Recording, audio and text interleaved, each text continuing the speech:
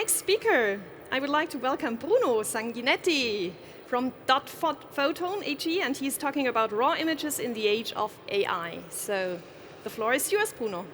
Hi, so I'm Bruno from the company Dotphoton. We are also based in Switzerland, in Zug.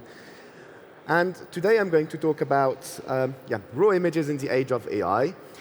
And most of image processing until now has been developed for humans. So when you go from a raw image to a developed image, that has been optimized by companies such as Fujifilm to make images pleasing to the eye. To get those images, you have to go through a long processing pipeline. And through that pipeline, you lose the metrological properties of the image. And this stops you from doing, for example, applying physical models for data augmentation, applying normalization, and applying accurate quantitative measurements. And also, AI doesn't need to have beautiful colors. What it needs is to have precision. So if you have data that is raw, it maybe doesn't look good, but is accurate. It means you can post-process it for your purpose to get what you need, to get precision. Once you post-process it, however, that is irreversible. You can't go back, you can't augment it, you can't normalize it. So currently we're working with standardization bodies to define, even with camera processing, what is raw data. For now, what we arrived to is to say that on raw data, you need errors to be specified, you need them to be independent, and you need them to be unbiased. So here is a quick example. So this is on a very standard image processing, is fitting a gradient across pixels. And you can see that the standard fit, if you have a set of data points, you don't take the uncertainties into consideration. First of all, you get, so the ground truth is 1, you get 0.87, quite far from the ground truth. And also, you don't know how close you are to the ground truth. If you have uncertainties, what you can do, you get a much better result with less data. You get 0.98. And also, you know how accurate it is. You can propagate your errors, and you know that you're 0.2 on average away from that. And this, you can extend this same thinking, and our technology does that all the way to AI. So if a doctor sees an image which is out of focus, he will tell you, well, I can't give you a diagnostic. If AI sees an image that is out of focus, he'll say healthy or not healthy. What we are doing is applying what the doctor can say, image quality to AI applications. Also, the other aspect is that what you might want to do is to, from a single image, and this is a single AI application that we developed together with Fraunhofer in Berlin, you might want to develop it in different ways for the same application. So here we developed it, we optimized the development so that humans could label it in the most accurate way, increasing the contrast that the doctors could see. Then we optimized for segmentation. So on a slide, there's more than 1 million such cells. We cut them as precisely as possible. Then we optimize another development for classification and also for chopping, finding the edge, the border, and to find how much fluorescence you have from the center of the cell to see if there are any markers. So this is a healthy cell, so it has no fluorescence, but that's a concept. And also the raw image, it's still in a Bayer format.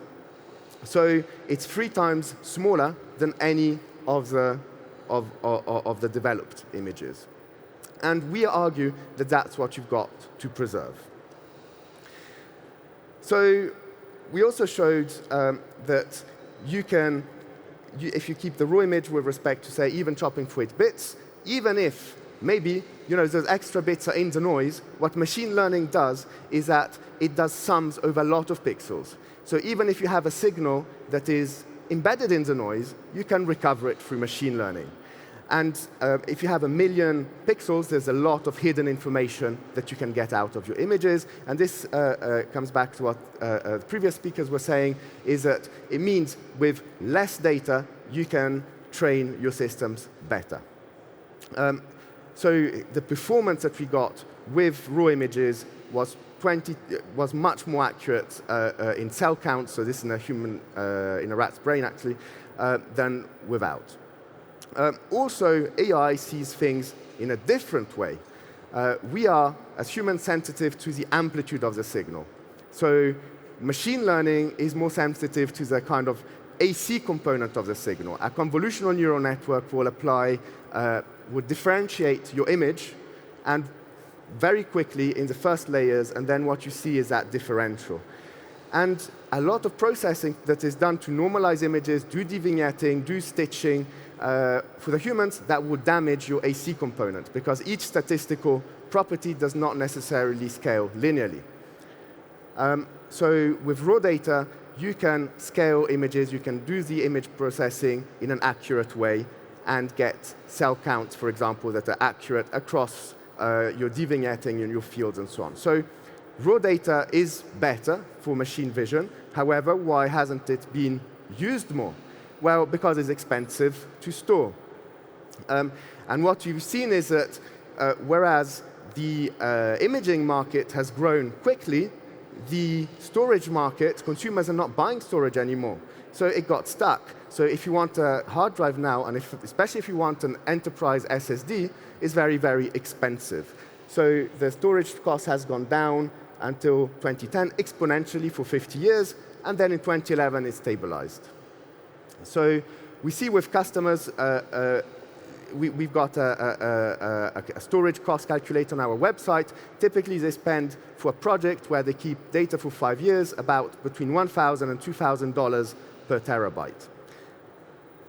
The solution that we want, so for our industry, our imaging industry to go forward, we need to solve this storage problem. So the first algorithm we developed is a compression algorithm for raw data, which works by, so we liaised with camera manufacturers, we got a noise model of their cameras in any settings combination, and we use that noise model to optimize the lossless compression of that raw data, and we gain a factor of 10.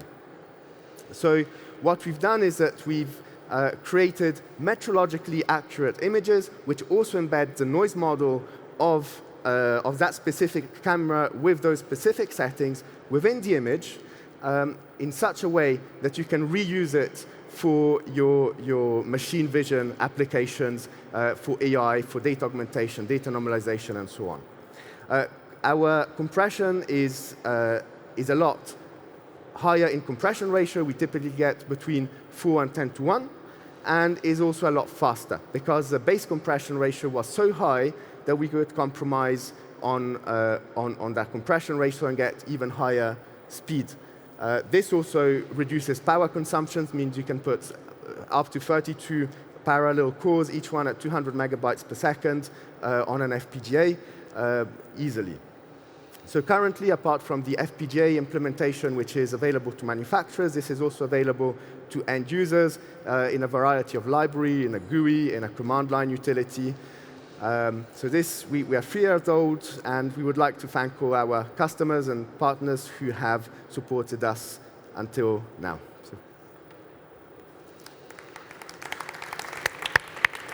Thank you, Bruno from Dotphoton AG.